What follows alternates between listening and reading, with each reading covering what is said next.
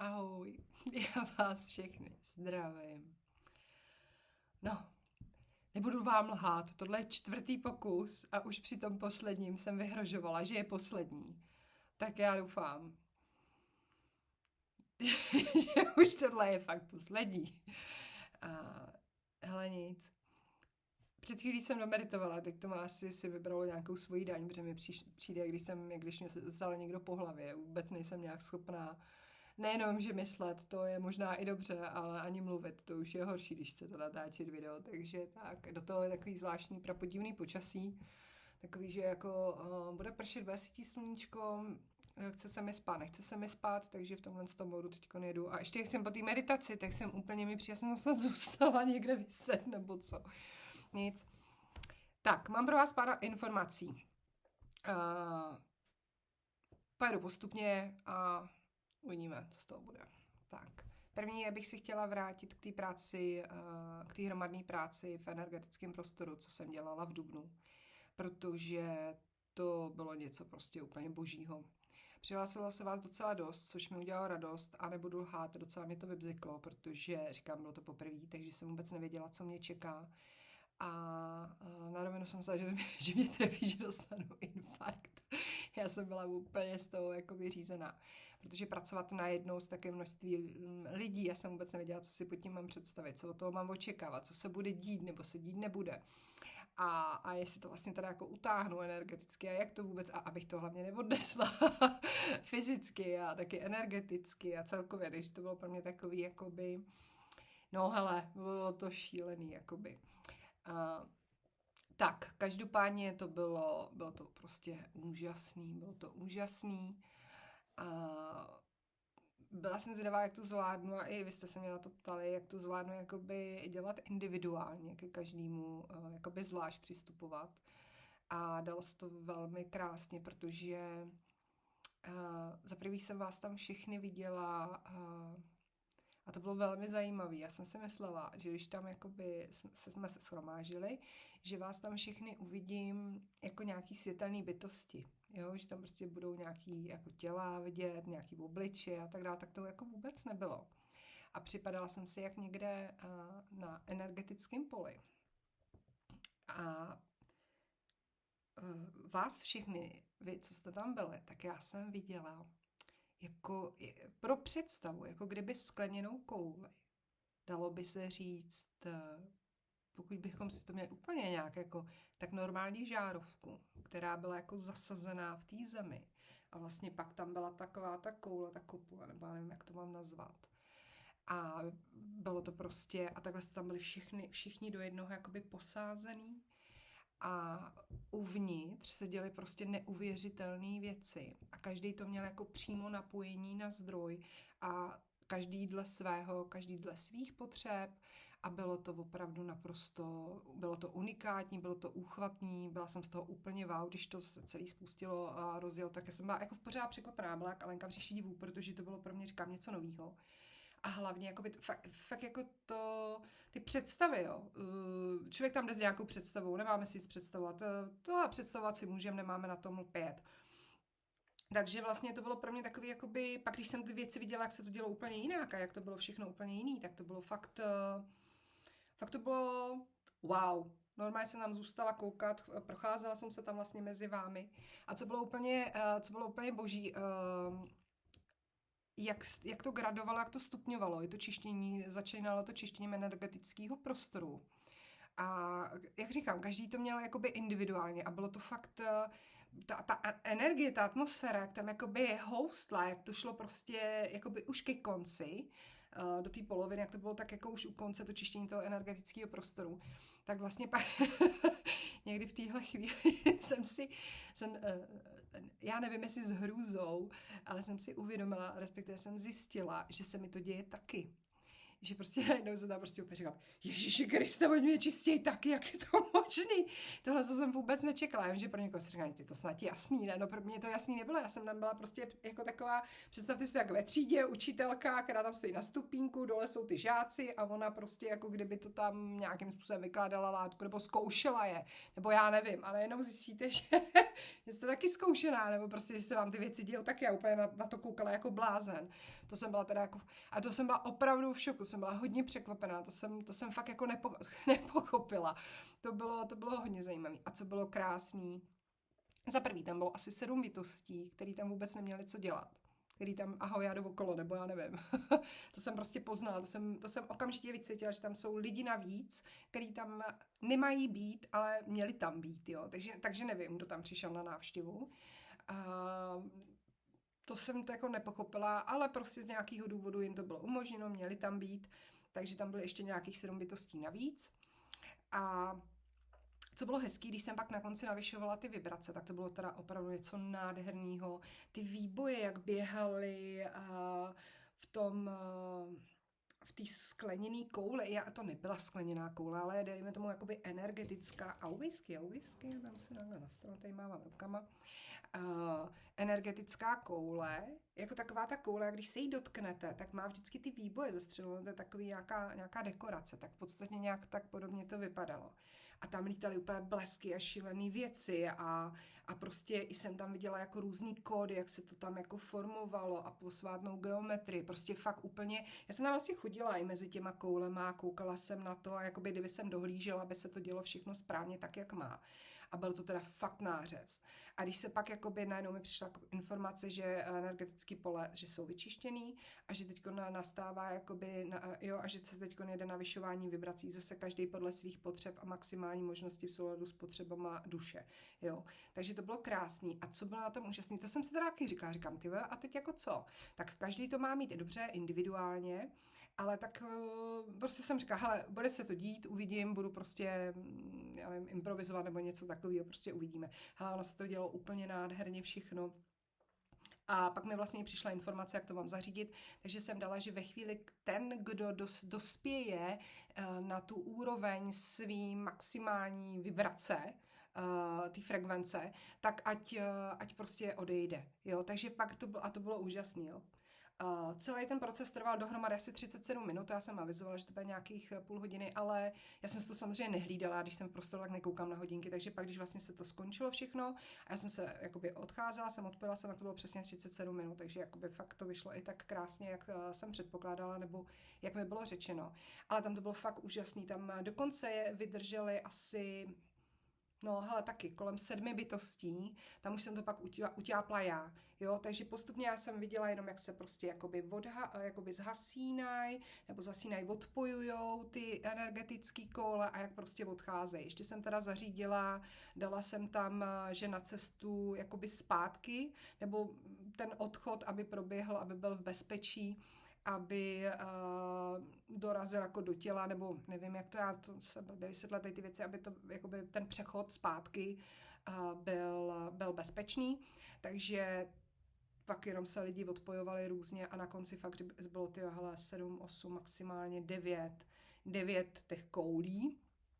A to už jsem to tam pak udělala, já jsem to ukončila, že tam byla jakoby daná informace, že to je maximum, který jakoby je možný pro tuto chvíli nebo v tuto dobu jakoby dosáhnout, tak to jsem tam ukončila, se všema jsem se rozloučila, ty jsem teda už pak jako odpojila nebo požádala, ať odejdou. Jedna paní teda jako ty se moc nechtělo, tak od té mě ještě pak pomáhala večer Alenka, protože to jsem prostě, byť jsem se snažila sebe víc, tak ta paní držela jak boží víra. Takže bych chtěla do budoucna poprosit, já tady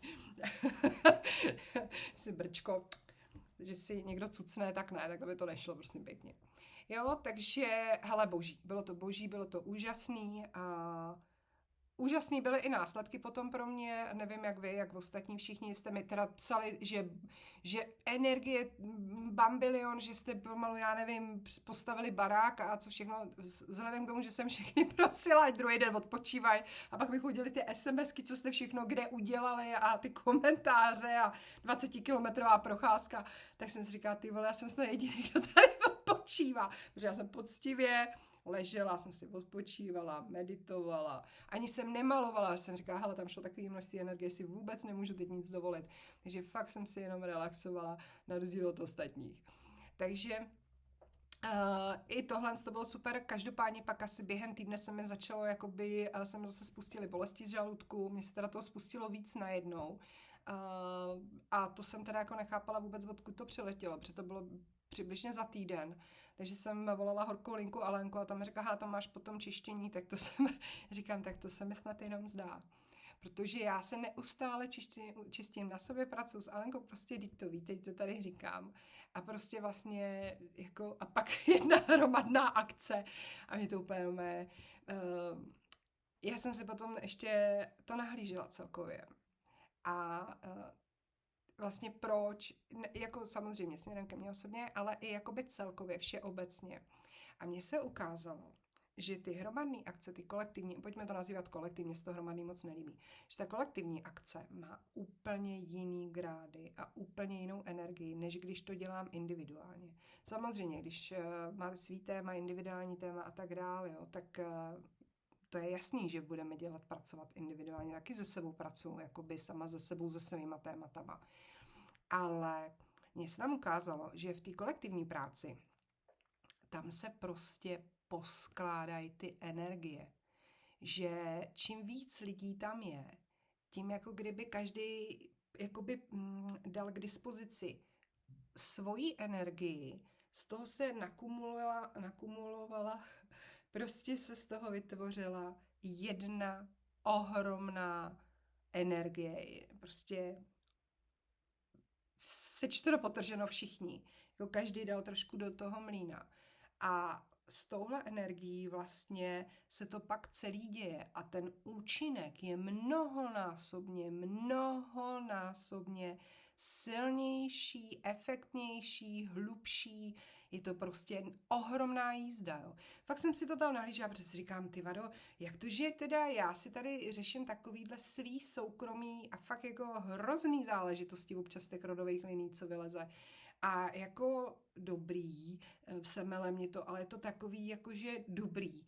Ale teďkon prostě tady po tom hromadným, kde šlo v uvozovkách jenom o jakýsi klasický čištění energetického prostoru, což dělám u každého klienta. Tak to bylo, mělo to úplně jiný, ale úplně jiný grády. Ale fakt, jako to šlo tak do hloubky, to jsem cítila na sobě, nevím jak ostatní, vy, co jste se toho zúčastnili, ale opravdu se mi ukázalo, že to je o té kolektivní energii, což nás přivádí k tomu, jaká ta kolektivní energie má ohromnou, ale jakoby ohromnou sílu. Takže pak kolikrát, když tady řešíme, že jsou, když byl ten covid a různý takovýhle ty věci kolem toho, co v té kolektivní energii je vlastně za informace, tak pak není divu, že nás to zpětně, že dostáváme takový ten zpětný kopanec, že nás to prostě semele, protože to má takový grády, tam se to prostě jednoduše nasčítává. Já můžu mít energii, svou sílu, schopnosti, moc, jakou chci, jako sama za sebe, jako individuál. Ale ve chvíli, kdy my se prostě propojíme s ostatními, tak ta energie prostě narůstá, ty grády narůstají a to je prostě jako wow. Jo, teď mi tam jakoby přistála, mi tam ukázali takový ty čarodějní, ty filmy, ty mystický, kdy prostě jsou pak ty čarodějky a ta jedna jasně má sílu, ale pak se jak se i propojí jich tam třeba 12 kruhů, chytnou se za ruce a jak jedou a pak vždycky nějakýho démona zavřou někam. Jo. No ale jako ukázali mi, že přesně o tom to je, že ještě mi ukázali ten kruh, to propojení, jo. Takže prostě jako boží. Tak, když už jsme o té kolektivní energii, takže jakoby tímto děkuju, protože to bylo fakt, bylo to úžasný, bylo to úchvatný a už se těším na další čištění nebo na další kolektivní práci, která bude teď 10. května. Na konci řeknu o co go a tak dál a tak dál. Teďkon bych ráda plynule přešla k tématu, co mi přijde jako velmi důležitý vám sdělit.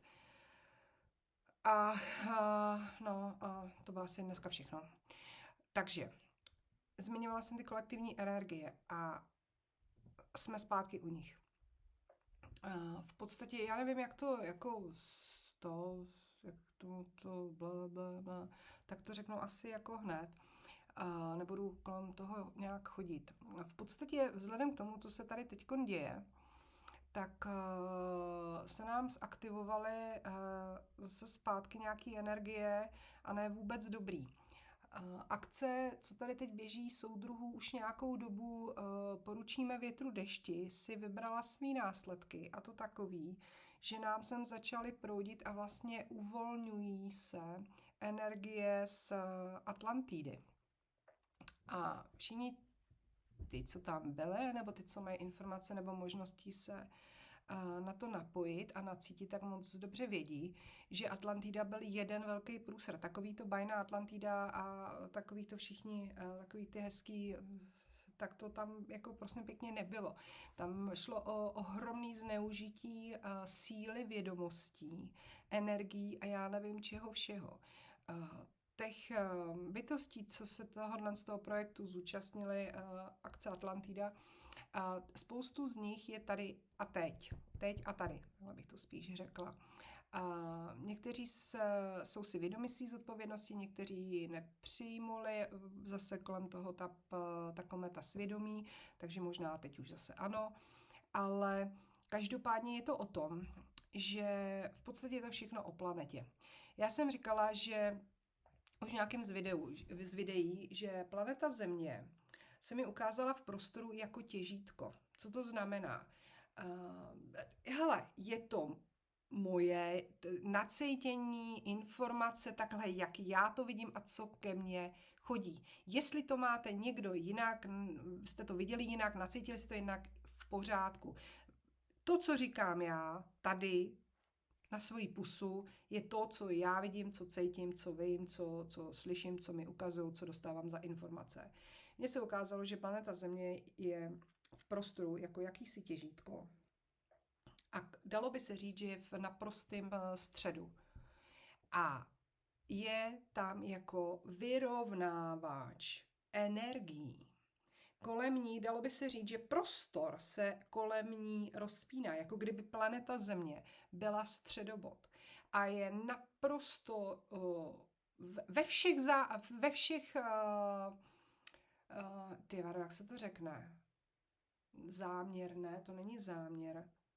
No nevím, teď úplně v okno. Ale vzájem, pardon. Je vlastně v celém prostoru i v božím zájmu je, aby planeta Země byla zachována za každou cenu, protože nebude země, jako nebude palác, nebude země, nebude prostor. Tam to opravdu je velmi navázaný všechno, ne velmi, tam je to všechno navázaný na to těžítko, který to opravdu vyrovnává. A je velmi důležitý, jaký energie a jaký je pnutí a jaká je rovnováha na planetě Zemi. Ono je tam, samozřejmě se bavíme o x dimenzích, ale bavíme se i o vrstvách. A v případě, že bude to výrazně narušeno na planetě, tak to výrazně ovlivní energie v prostoru.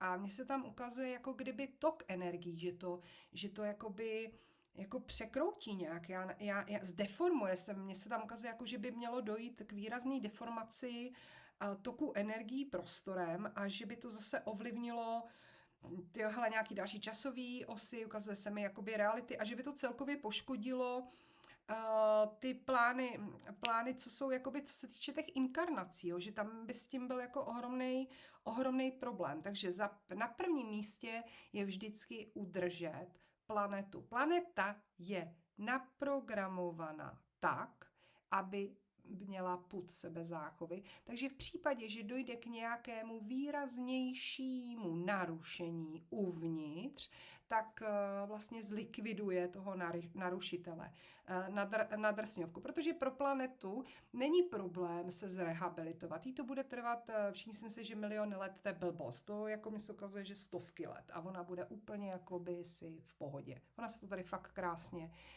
krásně srovná.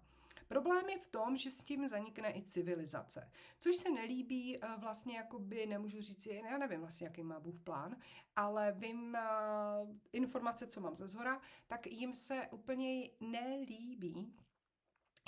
nelíbí, že by tahle civilizace měla zaniknout a první věc, co mi tam přišla, Jako teď, když už to prostě jako, už je to takhle daleko, že jako, a hlavně úplně první, co tam bylo, že nechtějí začínat od znova. Že jako ne, od znova už ne, už zase. Protože to jsem taky někde říkala, že mně se ukazuje, že jsme 7. civilizace ze 13. Jako co bude potom, jestli se půjde na novo, nebo nevím. Nevím. Jo, ale ukazuje se mi, že jsme 7. civilizace a opravdu ta informace ze zora přišla jako, že nechtějí začínat na novo. Takže udělají všechno možné proto, aby se to nestalo. Ale oni nemůžou zasahovat k nám.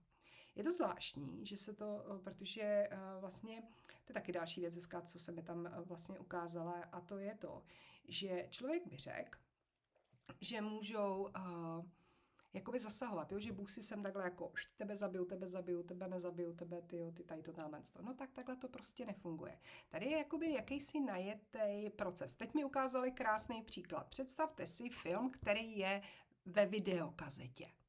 Jo, představte si, že máte videokazetu a na ní je film. A to jsme teď my. Oni buď tu kazetu můžou vzít a celou ji prostě rozstříhat, zničit, takže celý lidstvo ende Schluss, a nebo ji musí nechat běžet, ať si to v té kazetě tam vyřeší oni. Ale oni dokážou a můžou tu jakoby s tou páskou jako přetáčet, zastavovat a tak dále. Jako, jo. To oni můžou, anebo jakoby nás ovlivňovat tímhle způsobem, ale nemůžou prostě jako, že by, no a teďkon prostě tohodle vymažu a ten tady taky nebude. Ne. Za prvý ty filmy, kde to je, že když se ovlivní nějakým způsobem, že se něco, takže to pak bude mít následek úplně jiný, vytvoří to úplně jinou časovou osu, vytvoří to úplně jinou realitu a to prostě není žádoucí. To je jedna věc, ale další věc, a to teď hodně řeším i s klientama, že je to všechno all in. Je to jeden balíček, který buď a nebo. Co to znamená? Že teď to malinko odbočím. Že buď budu mít všechno, a nebo nebudu mít nic. A přesně tohle je i s tou videokazetou. Buď tu bude celé lidstvo a vy si to tam poštelujete, nebo prostě ende Schluss, a nebo vás zničím. Jo, prostě buď tu kazetu zničím, anebo ji nechám dohrát a budu se modlit, aby to fungovalo a budu všemožně se snažit pomáhat těm, co jsou v té videokazetě, nějakým způsobem to. Teď mi přišlo normálně 2 nosáči tankují super, jak oni chodili do těch videokazet, no, ale díky, tak jo, něco takového podobného, jo. A jak oni tam do toho úplně nemohli zasahovat, a když do toho zasahovali, tak z toho byl pěkný průšvih, což by teď do ty filmy točí. Boží. No, a ten all-in, ten balíček je, třeba dám příklad, ať to dobře pochopíte, jsou emoce. A já mám veškerou škálu emocí.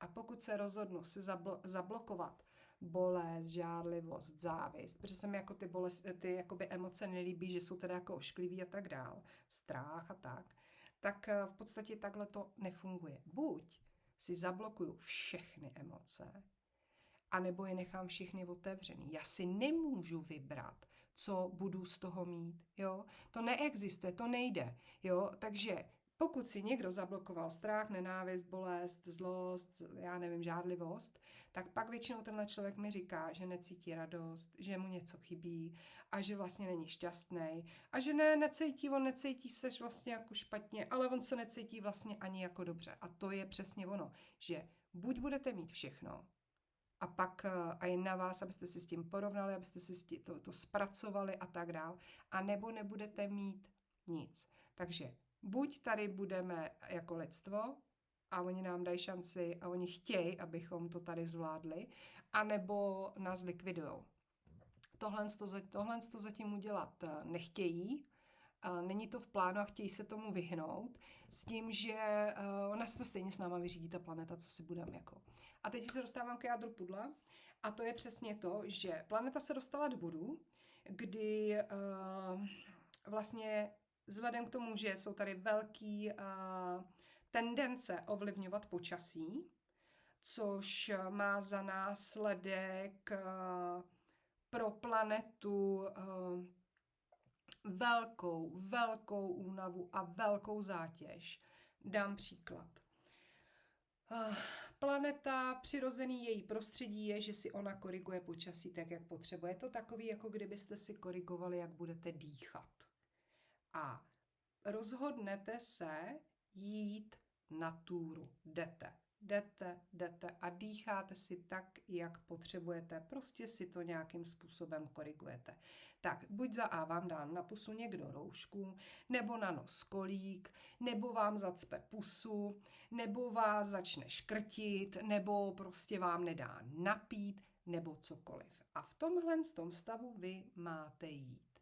A vzhledem k tomu, že máte stížený dýchání, tak je pro vás čím dál tím víc těžší si udržet ten svůj rytmus a ten krok a jít dál a dál. A to je to, co se teď děje. Planeta Země se otáčí kolem své osy. Je to pro ní prostě přirozený pohyb. Takhle to prostě funguje. Nebudu řešit teď proč, co to vytváří čas a tak dále. Ale vzhledem k tomu, že jí někdo hrabe do toho, jakým způsobem má dýchat, tak je pro ní čím dál těžší a stojí jí čím dál tím víc energie se otáčet. Je to pro ní čím dál tím víc namáhavější. A ona je čím dál tím víc nasranější. Takže samozřejmě ten scénář, co všechno může následovat, když se nám naše kalypso utrhne ze řetězu, si asi všichni umíte představit. A další věc, z začátku to bylo takový jenom jakože dobrý, jo, jako tak si něco zkoušej, ale teďkon už to přerostlo určitou mez. Prosím vás, nemluvím o Dubaji, kde to zase z mýho pohledu byly nějaký fake news, jo? Tam to bylo jako silně přestřelený. Jako prostě oni nepřestanou s tím strašením, jo? A tady teda říkám takovýhle pomalu apokalypsy, ale to, co oni jako rozjíždějí, to je neuvěřitelný, ale jako tak kdo s čím schází, tím taky, s čím zachází, tím taky schází, nevím, jo? Takže tohle, jakým způsobem oni začali manipulovat s počasím a díky bohu jedinou věc, kterou oni nemůžou zmanipulovat, kterou nedokážou ovládnout, což je boží, protože to je jakási záchranná brzda, jinak už bychom tady byli všichni v pytli, a to je vítr. Vítr je jediný, čím nedokážou manipulovat a s čím nedokážou oni počítat a ten jim do toho pěkně háže vidla. A to je, hele, jsem řekla vítr, předtím jsem dala přirovnání planeta dech, jo, takže to je asi jediný, kdy ona a vlastně tady je nějaká, jakoby, bych řekla, pojistka. Abych se dostala k jádru pudla, a to je to, že vlastně čím víc tady ty energie teďkon a ten fokus tady na to je, tím víc se to podobá a planeta Země má nastavenou jakousi záchrannou brzdu, jakousi pojistku směrem k Atlantidě, aby se to znova neopakovalo. Takže ve chvíli, kdy se jakoby propojí pár stejných vzorců, kdy vlastně se to tam tohle udělali, tohle udělali a tady už to zavání průserem. Takže planeta tam má nastavený jakýsi ochranný meze a ve chvíli, kdy vlastně se překročí nějaká x mez, tak planeta začne jednat, protože už nedopustí, je to v podstatě jakýsi druh imunity, ona už nedopustí, aby se znova zopakovala Atlantida, takže to nenechá dojít do toho stavu, kdy vlastně to pak už nešlo, kdy pak už jediná možnost byla totální likvidace. Jo? Takže ona se tomu chce vyhnout, aby jí to nebolelo, jí nezajímáme my jsme pro ní vši, jo? My jsme pro ní vši. Jedinej, kdo jí zajímá, je jako kdyby, já to vnímám jako její děti, protože tak to fakt to cítím, jsou zvířata, ke kterým my se chováme hrozně. Teď nemluvím o jídle, prosím vás, jo, ale všeobecně se k ním chováme hrozně, znečištěný oceány a tak dál. A to jsou její děti, to jsou její lásky. To jsou nejvyšší vibrace tady na planetě Země. To jsou nejčistší bytosti. Zabíjí pouze, pokud musí a tak dál a tak dál. Ne, jako, to je jedno, to zase se do toho nechci pouštět. A slyšela jsem x názorů, že zvířata jsou pod náma. Prosím vás, nejsou. Ty, kdybychom tady neměli, to je další věc, co lidstvo nechápe. příroda, rostliny a zvířata nám tady zvedají vibrace. Tohle, kdyby tady nebylo, to není jenom vo vzduchu. Čím víc je budeme mydlit, jak zvěř, tak lesy, tím víc tím nám ubývá těch vysokých, těch nejvyšších, těch úžasných vibrací, které nám tady zachraňují prdel. Protože my sami jsme v takových, já jsem nějaká sprostá, takovým hnoji, v těch vibracích, když se jenom podíváte, co se tady jako děje kolem. Takže tohle je něco, co nám zachraňuje tady opravdu vibrační, energetický, kolektivní pole. Jo, takže ne, že zvířata žijou někde pod náma, vibračně a tak, ne. Ty nás dalece, ale dalece převyšují. Dalece, to si vůbec neumím představit, jak moc. Takže ona bude bojovat za záchranu sebe a svých dětí. A už ji začínáme opravdu jako krutě štvát. Takže otázka je, co přijde, co by přišlo. To tady nebudu vůbec, co si každý umíte spočítat, tady pak nebudu poslouchat nějaký, že z někoho strašila. Tak. A proč to říkám? Proč to říkám je, že volání kmenu, přátelé.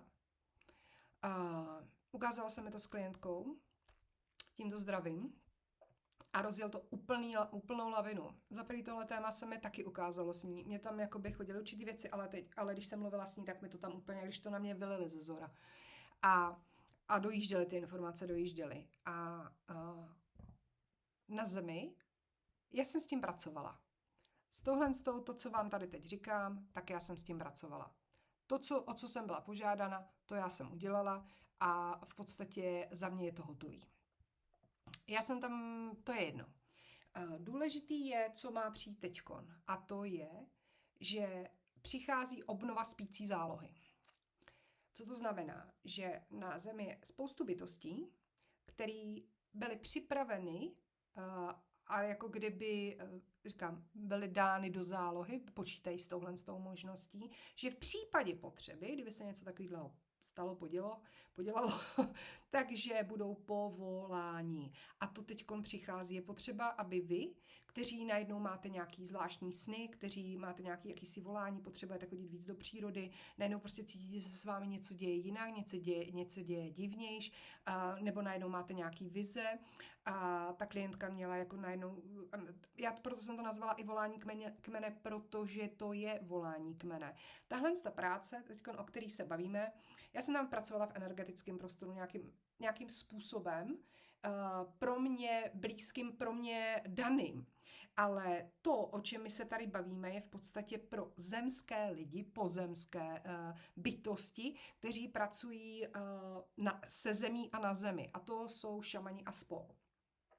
A oni vlastně, mně se ukazuje, že kdyby teď jako kdyby svolávali, oni už s tím pracují, ale oni nějak to jako kdyby nestíhají, nebo nemají takovou až úplně dostatečnou sílu, protože to je, nevím, něco se stalo, nebudu teď taky řešit co, ale jako kdyby se to teď nějak výrazně otevřelo, zhmotnilo a je potřeba, a ta energie, co sem proudí z té Atlantidy, tak ta se je potřeba se očistit a pročistit, aby prostě se ulevilo planetě, protože ona to všechno v sobě jako kdyby drží. Jo? Takže tady je potřeba pracovat na dvou věcích zároveň. Očištění těch energií z té Atlantidy, který teďkon vlastně sem začaly proudit, jako předtím ta časová kapsle, tak teďkon proudí sem ta energie z té Atlantidy, nic moc dobrýho. Do toho tady soudruzi nám tady manipulujou tady s těma věcma, takže to je potřeba s tím něco udělat. A do toho je potřeba zase sklidňovat, posílat energii, lásku zemi. Takže každý, kdokoliv můžete, tak prosím teď ve zvýšený míře posílat lásku planetě, lásku do země vkládat, běžte ji ulevit, ať už je to prostě, já nevím, a nějaký vyčištění lesa a tak dál, a tak dál. Určitě, hele, já věřím tomu, že na mě koukají tady lidi, kteří s tím nějakým způsobem stejně pracují, jo. Ale tady jde o to, že tady může být, že se vám teď v tuhle chvíli můžou dít nějaké věci, které třeba schodíte ze stolu, protože se říkáte nějaká blbost, nebo se mi něco jenom zdálo, nebo já nevím, nebo se toho bojíte. Prosím vás, je to potřeba. Je to potřeba. Volání kmene. Teď a tady. Jsou dvě možnosti, dvě cesty. První je, že se budete aktivně účastnit a budete do toho nějakým způsobem zasvěceni. Ale to si myslím, že už se děje těm, kteří s tím aktivně pracují, kteří to znají, vědí a tak dál a přesně vědí, co dělají. A těmhle vlastně ani tahle zpráva jako pro ně není nějak jako wow. Ale pak jsou tady ty druhý, kteří vlastně nevidí, která bije a teď si řeknou, ale přece já tady nic dělat nebudu, já nic neumím, já nevím jak. Není důležitý. Důležitý je vlastně jakoby se tomu otevřít, protože pak oni si vezmou aspoň a hlavně tu vaši energii, kterou oni budou k tomu potřebovat. Jo? Takže je to takový to, víte, jak je to. Teď se mi zase ukázali pro vás. Jo, to je jako kdyby se tady někdo přetahovali dvě strany. Tak je úplně jedno, že hele, já vážím 30 kg z postelí a já nemám žádnou sílu. Ne, ale když tam takhle lidí bude 30, co váží 30 kg i z postelí a nemají žádnou sílu, tak už to bude mít nějakou váhu. A teď mi to krásně, hned mi to tam jako takhle mi zaťukali a řekli mi, že vlastně to je přesně to, co jsem říkala na začátku, ta energie, ježiš, to je boží. Jak jsem vyprávěla o té kolektivní energii, o tom hromadném, o tom kolektivním čištění, že vlastně jako jedinec má nějakou sílu, ale jako kolektiv, že to má ohromnou sílu a ohromnou hloubku. Takže k tomu bych já to přirovnala. Takže informaci jsem vám já předala, co se teď děje, je to každým z vás na vašem vědomí a na vašem svědomí. A tímhle s tím bych tohle téma asi uzavřela. Je potřeba prostě a říkám, a ten, kdo má pocit, že to úplně kolem něj prochází, že s tím nemá nic společného, není nic jednoduššího, než posílat lásku planetě Zemi do každé buňky. Jediný. To je to nejlepší, co můžete udělat. Prostě před spaním, během, když si vzpomenete kdykoliv, že jí posíláte lásku, že jí posíláte energii do každé buňky. Víte co? Rezumé je takový. Tady jediný, o co teď tady v tuhle chvíli jde vlastně, a to je podpora té planetě na energetický, psychický, emoční rovině. Protože, přátelé, tam ona má pocit, že je na to sama. Ona, jako tady je fakt pár bytostí, který jakoby jí posílají tu lásku, mají rádi, ale tady se jí dějou takovýhle věci. Hele, já bych to přirovnala, jako kdyby znásilňovali nějakou ženu, a prostě kolem chodili lidi a pár lidí se ozvalo a nebo vlastně se nevozvali a nebo koukali jinam. Jo. Vy mi řeknete, ne, já si kupuju bavlněný tašky, no to já si kupuju taky bavlněný tašky, ale ruku na srdce, jako pak v tom aktivním jako způsobu ochrana té planety nebo v tom dělat ty věci ještě jinak, ještě líp, ještě víc do hloubky, v té síle kolektivu, jako v tom, jako úplně asi nejedem. Jo? A někdo mi, prosím vás, jo, teď takový, já chodím čistit studánky. Super. Jo, taky nemluvím k vám. Jo, je tam toho, je nás tu spoustu. Takže já taky nechodím čistit studánky, protože to není něco, co by jako, proč já bych to dělala, jako já tohle jde úplně mimo mě, ale na druhou stranu dělám spoustu dalších jiných věcí a už jsem to tady říkala, já jdu jiným směrem, já pracuji s planetou jiným směrem, tady jsou ještě jiný vrstvy, jiný dimenze, tohle je příroda, ale ona tady má svý nějaký energetický záležitosti, vrstvy a tak dál, to teď nebudu. Takže je to o tom, že planeta má pocit, že je na to sama a potřebuje, aby někdo prostě, aby viděla, že ji máme rádi a že ji milujeme a že jsme za ní, při ní, že stojíme při ní a že každý, a to si myslím, že pro ní to nejdůležitější, pro nás je to nejdůležitější, aby každý dělal to, co může, to, co umí, to, co má, ale aby byl v tom svém svědomí čistý, aby řekl, já jsem ale opravdu udělal jako víc nemůžu, jo. A byl v tom, jako pokud tam máte výčitku, je vaše. Je vaše, protože očividně máte pocit, že byste mohli udělat ještě něco víc a neděláte. Nevadí. Tak. Tohle je za mě 38 minut, dobrý, takže mám pár minut. Tak. Takže Atlantida, poručíme větru, dešti, hotovo. Tak a teď vlastně konec Japonec. A to je takže čištění. Další kolektivní práce v prostoru vašem bude 10. května v pátek od 8 hodin. Čísla účtu, zase všechno to tam dám, vytvořím ještě nějaký jakoby PDF nebo něco takového hezkého, aby to bylo nebo jednoduchého, ještě tady jakoby mimo tohle video. Dám to jako příspěvek na YouTube, kde budou zase účty, sumy, co kam a tak dál. Takže to všechno tam budete mít. Nicméně samozřejmě, že ten, kdo už se zúčastnil prvního a chce se zúčastnit druhého, tak ten už prostě ví, ten už si pojede svoje. Do poznámek, když tak, klidně dejte jenom datum. Občas máte ve zvyku tam vypisovat nějaký jakoby i svý pocity a dojmy, což mě velmi překvapilo a myslím, že i banku, která to může číst, to taky asi překvapí. Takže účty jsou všechny podnikatelský, takže tam jako není co. Tam, jestli do poznámky klidně dejte datum, jo, nebo já nevím, jak chcete, ale není potřeba tam ani dávat vlastně vůbec nic. Tak, už nebudu znova dál asi vysvětlovat, že se napojím na všechny individuálně, že to je práce v energetickém prostoru moje, že není to žádný online, žádný linky, nic takového, že vy máte být v klidu od těch 8 na tu půl hodinu, nepít žádný alkohol v té době, že to je asi naprosto přirozený, žádná velká fyzická námaha taky. Nebylo by dobrý to dodržet 24 hodin. Ty, co už si tím prošli, tak ví, jaký mají s tím zkušenosti, takže ty si to tam už pak pošmoulej, jak oni budou chtít.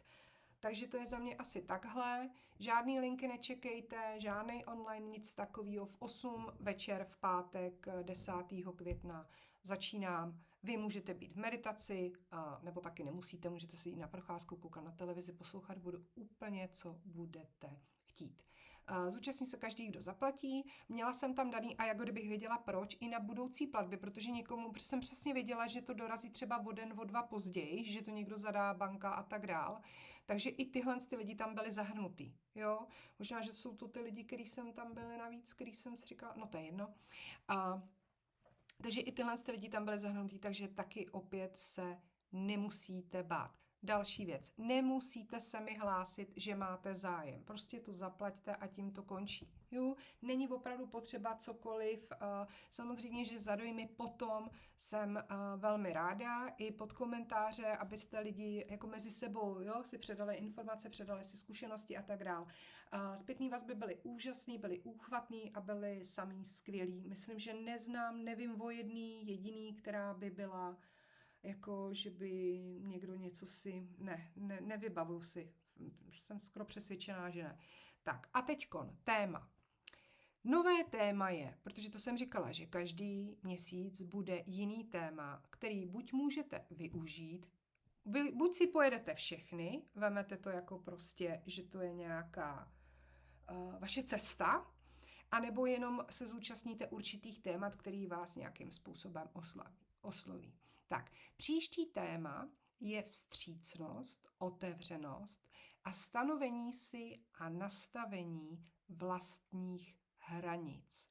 Je to velmi důležitý, velmi silný téma, který má spoustu vrstev a ukazuje se mi svým způsobem i jakoby zrcadlově. Co se týče té vstřícnosti, zase mám tu nějakou vstřícnost, otevřenost.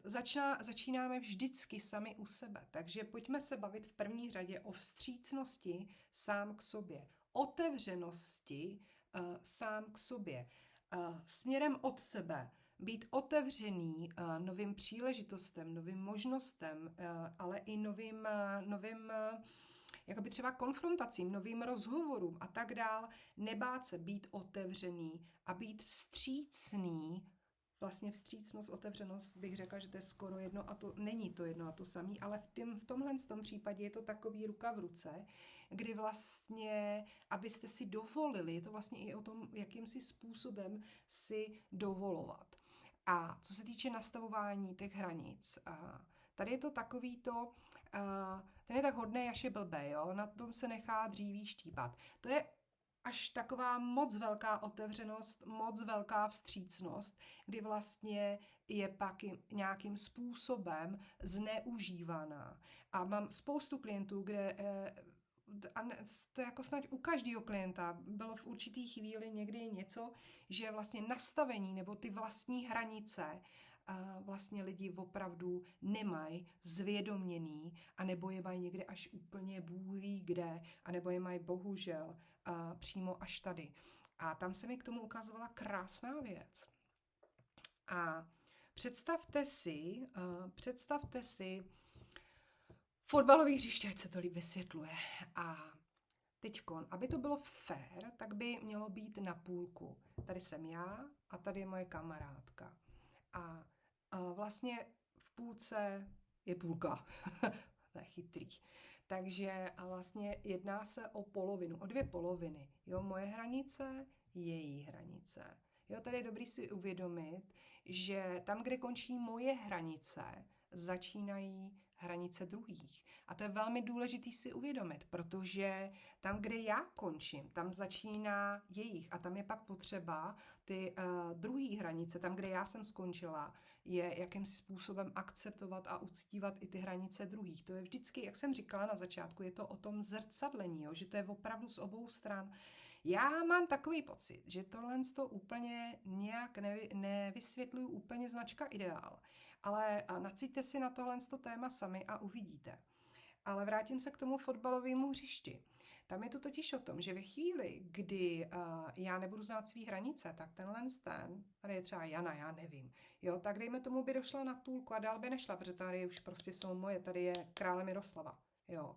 A ona vlastně si půjde klidně dál a dál a tím způsobem. A teď se podívejte, kde jsou její hranice a kde jsou moje. Kolik já mám prostoru, kolik já mám energie a kolik ho má ona. Kolik já jsem ze svýho jí dopřála a ona s tím teď může disponovat. A co si budeme povídat, bude s tím disponovat, protože to je větší, jsou to 2/3, tak ona s tím bude disponovat samozřejmě vůči mně, protože to je naše pole fotbalový. To není její a Karla, tak ne, to je nás dvou. Takže tady je krásně, pak bude vidět ta hra, jak bude vypadat. A to je přesně to, co v tomhle tématu budeme dělat. Jak nastavování vlastních hranic, zvědomování si vlastních hranic, ale i zároveň dostat se do té síly a udržení si těch hranic. Já jsem vstřícná, já jsem otevřená, já ti velmi ráda pomůžu, ale tady je hranice a tady je moje a tady už mě to nezajímá. A tady je pomoc a tady už je zachraňování. A to je přesně, o co v tomhle tématu půjde. Vstřícnost, otevřenost k sobě i k ostatním, nastavení si vymezení vlastních hranic a i co se týče té pomoci a toho zachraňování. Ale to tam dělat nebudu, to bych hned ukázala, jako, že tohle se dělat nebude. Tohle se dělat nebude, ale je to o těch hranicích, jo, ty hranice jako takový, takže jakákoliv hranice, prostě si hranice promítněte na jakýkoliv téma. To téma hranice, nastavení hranic můžete vlastně dát na jakýkoliv téma. Jo? Takže tak. Takže toho 10.5. v pátek otevřenost, vstřícnost, nastavení si vlastních hranic, vymezení si a tam je něco, co mi tam jakoby teď mi nechodí, úplně mi to tam, že mi to tam plyne, ale neplyne mi jakoby ten název, jo, mně se tam ukazuje takový to, řekla bych udržení si těch hranic, ale jako úplně to slovo mi tam nejde, to udržení jako takový, mě to tam jde spíš jakoby zachování, nebo hele, je to jedno, už je stejně bambilion času, 47, dobrá, takže jo, podívám se jenom ještě v rychlosti, jestli vám mám něco říct, ne? Prej už toho bylo řečeno až. Koukecá dneska. Tak jo, takže minulý čištění, skvělý, děkuju za něj. Atlantida, jasná, volání kmene, běžte do toho. Je to potřeba? Nebojte se toho. Tyhle lidi budou vedení a budou pod ochranou, protože to je potřeba. Budete mít speciální ochranu, to se mi teď ukazuje ze zhora, že budete jakoby vedení, že nemusíte mít vůbec obavy a nemusíte mít strach, že jste fakt potřeba. A i nějak se mi jako, já vím, že to zní divně, jo, ale mi se mají ukazuje, jako kdyby za to měly být nějaký plusový body. Takže tak. A čištění kolektivní 10. nebo hele, budu se jakoby nějakým způsobem asi ty vado, co to je, už mě vyplej, ať nemelu. Jsem chtěla jenom říct, že budu asi často používat slovo jakoby kolektivní čištění, i když to vlastně v podstatě ani už čištění nebude, protože třeba konkrétně vstřícnost, otevřenost a s účelem, s následným nastavením a vymezením si vlastních hranic je spíš nastavování, přenastavování, než jakýsi druh čištění. Tady u toho konkrétního tématu to nevnímám jako čištění. Ne, je to opravdu, to je přenastavení, nastavení, je to jakási práce v energetickém prostoru vašem. Ale budu stejně sklouzávat k tomu, že budu říkat kolektivní čištění, tak jenom se prosím vás, jako abyste říkala, a teď říká, že bude čistit. Nic, už kecam. Zastavte mě pomoc.